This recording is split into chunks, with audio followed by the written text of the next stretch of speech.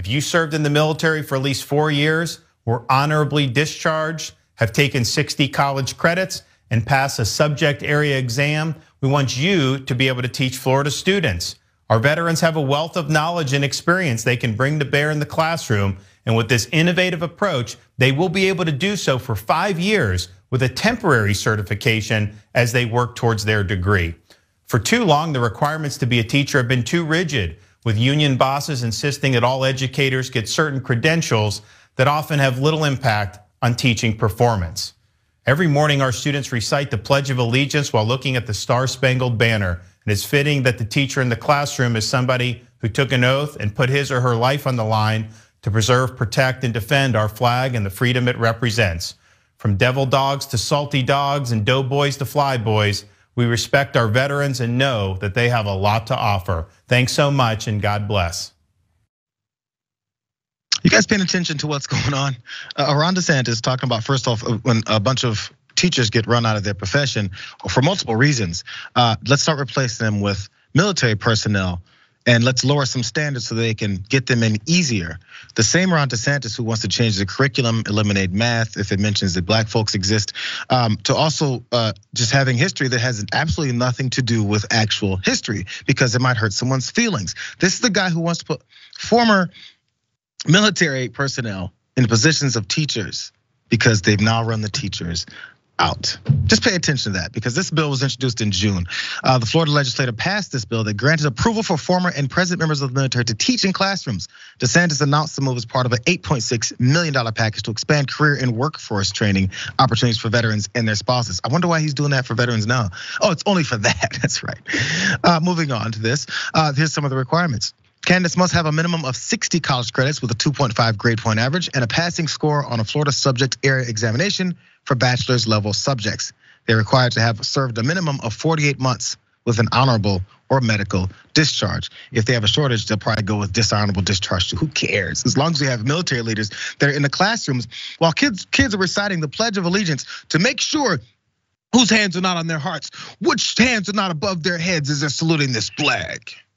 This is the picture in Ron DeSantis' mind that he thinks is going to be great for American schools. Florida's Governor Ron DeSantis suspended a state attorney because the attorney refused to enforce bans on abortion and transgender health care. Andrew Warren, a Democrat who represents Hillsborough County, has been quite outspoken about his refusal to prosecute Floridians who skirt the state bans on abortion and trans health care. So DeSantis took aim at the top attorney. When you flagrantly violate your oath of office, when you make yourself above the law, you have violated your duty, you have neglected your duty, and you are displaying a lack of competence to be able to perform those duties. And so today, we are suspending State Attorney Andrew Warren, effective immediately. The suspension came as a shock to Warren, who was blindsided by the nonsense. This is what he said upon learning of DeSantis' actions regarding him and accusations toward him. So again, I didn't see the governor's press conference, the circus, whatever he put out there. What I know, if you want to talk about the abortion ban, when I became state attorney, I put my hand on the Bible and I swore to uphold the US and the Florida Constitution. And under the Florida Constitution, the 15-week abortion ban is unconstitutional. And it's not just me saying that, it is a court of law that has said that. The governor's bill has already been thrown out. Now, it's subject to other appeal, but while the governor is hoping that the Supreme Court ignores the law in Florida, I'm the one upholding the law. I'm the one protecting people's rights. I'm the only one at this moment who's actually making sure that we are following the law in Hillsborough County. Later that evening, Warren shared more perspective on the governor's antics, laying out the rationale for why he thinks DeSantis is doing this. This is about the governor running for president. This is political theater, plain and simple. And anyone who cares about democracy and free speech should be scared by this. I mean, this is a core principle of our democracy, that the voters get to decide who their elected officials are. Even my 8-year-old understands that. It's just, this is how democracy works.